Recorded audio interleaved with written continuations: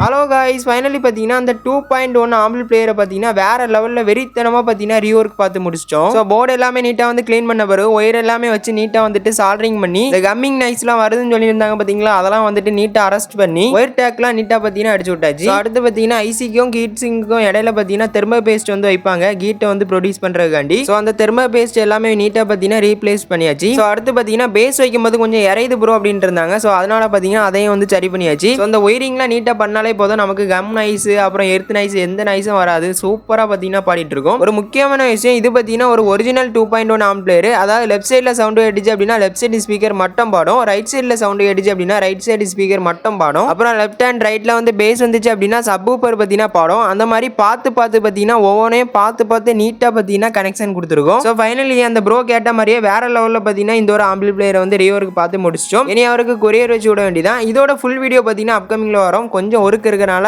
அதுக்கு வந்து நம்ம ஃப்ரீ ஆன பிறகு அந்த வீடியோஸ்லாம் வரிசையாக பார்த்தீங்கன்னா அப்லோட் பண்ணிட்டு வரோம். ஸோ மறக்காம பாருங்க. நெக்ஸ்ட் வீடியோ சந்திக்கலாம். Bye guys.